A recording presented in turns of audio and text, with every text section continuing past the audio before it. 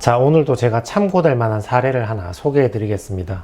참고 사례는 나 이전에 이미 나와 유사한 채무가 발생해서 개인회생을 했던 사람들의 내용이니까 요거 몇 개 보시면 나 같은 경우는 나중에 결과가 어떻게 될까 대략 예상하기가 쉽습니다. 부모님 생활비를 드리고 반려견 3마리의 노령성 질환을 치료하다 보니까 카드값이 자꾸 늘어서 그 채무가 늘어나니까 나중에 돌려막기 자꾸 하다 보니까 채무가 계속 늘어나서 개인회생을 하게 됐다, 뭐 그런 얘기입니다. 나중에 일이지만 계좌 내역이나 카드 사용 내역을 다 확인한 결과 부모님한테 이체해준 돈은 없는 걸로 확인이 됐습니다. 아마 현금을 드리거나 뭐 다른 방식으로 지원을 해드렸겠죠. 계좌 내역상으로는 확인이 쉽지 않았습니다. 자, 일단 오늘 설명을 드리기 전에 예를 들면 내가 가지고 있는 예금이나 부동산의 가치나 뭐 보증금의 가치, 내가 자영업장이라면 설비나 비품, 재고 이런 것들의 가치, 나의 재산적 가치가 나의 청산 가치가 되는 거니까 재산이 많을수록 변제를 더하라는 뜻이 되는 거죠. 한편 사치나 탕진한 것도 청산 가치에 들어온다 그랬죠. 지금 내 주머니에 있는 것은 아니지만 탕진한 금액 이상은 변제해주라, 뭐 그런 뜻이 되는 거죠. 예를 들어서 예금 2천만 원하고 사치 탕진한 게 5,200만 원이 있는데 이게 적발이 됐다. 그러면 나의 청산 가치는 7,200만 원이니까 36개월 변제 기간 동안 7,200을 변제하려면 월 200 이상 변제를 해야 되는 것이죠. 자료 보시면 개인회생 시작하자마자 사용처를 소명하라 요거 나오잖아요.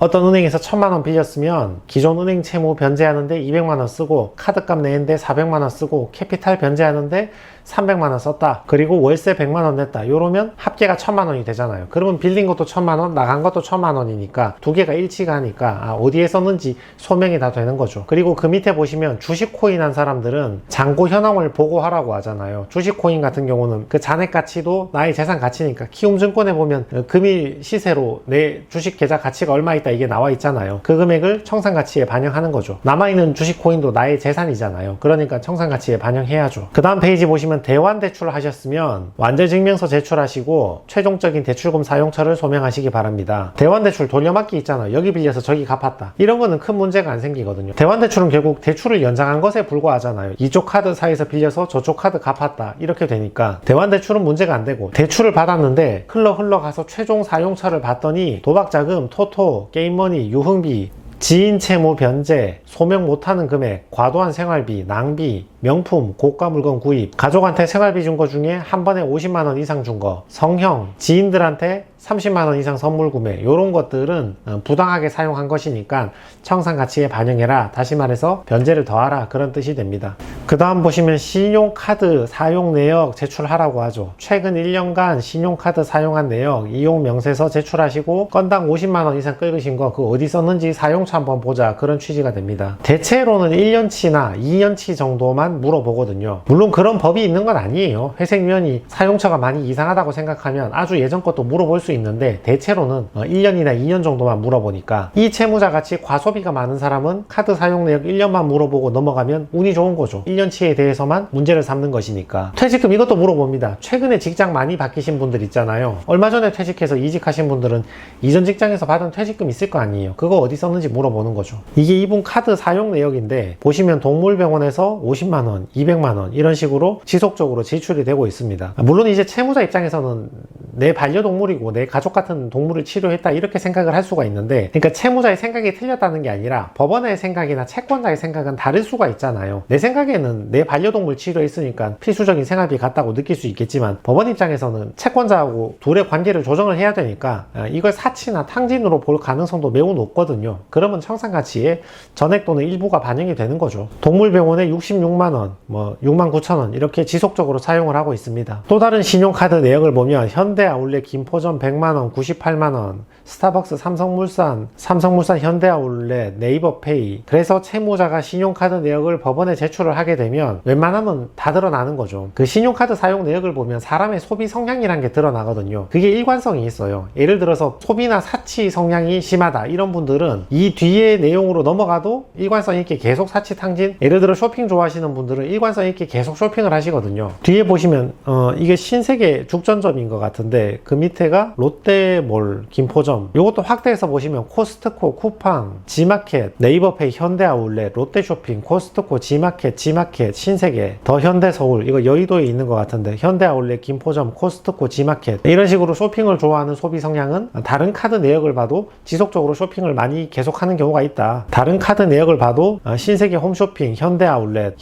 김포점, 현대아울렛 송도점, 다시 현대아울렛 김포점, 신세계 아울렛 파주, 현대아울렛 김포, 코스트코, 신세계 파주, 현대아울렛, 뭐 단기간에 이런 식으로 쇼핑몰에서 돈을 많이 쓰시는 거죠. 코스트코, 지마켓, 현대아울렛, 롯데쇼핑, 코스트코, 신세계 사이먼 시흥점, 현대아울렛 김포점, 수도권 일대로 해서 현대, 롯데, 신세계 아울렛을 많이 가신 것 같습니다. 백화점하고 한 번 쓰실 때 뭐 56만원, 90만원, 80만원 돈을 많이 쓴 거는 법원 입장에서도 금방 눈에 띄는 거죠. 현대아울렛 김포점, 현대아울렛 송도점, 김포점, 신세계, 파주점, 현대아울렛 김포, 한 번에 83만원 결제, 54만원 결제, 70만원 결제, 이런 거 눈에 딱 띄잖아요.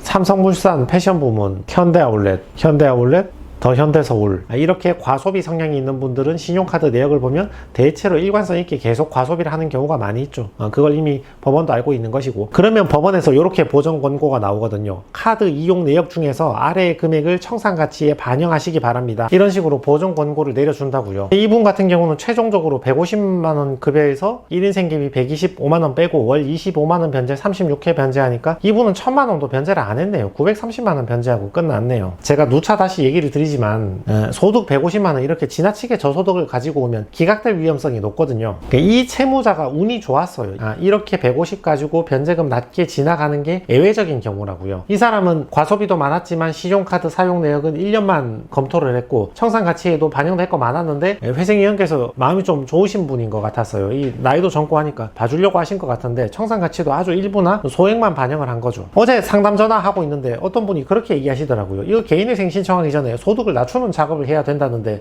맞죠? 뭐 이렇게 물어보시더라고요.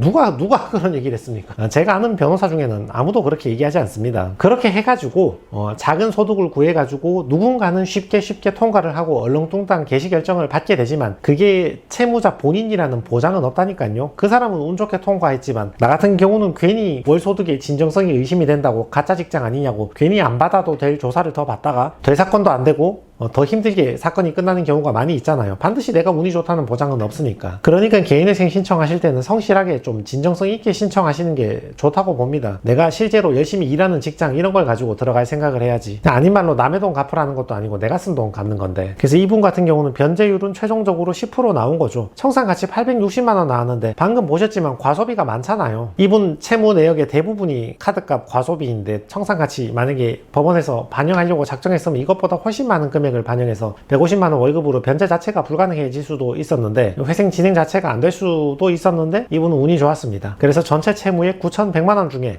930만원 변제하고 나머지는 전부 탕감을 받았으니까 뭐 이분은 결과가 잘 나온 편이죠. 이게 개시 결정입니다.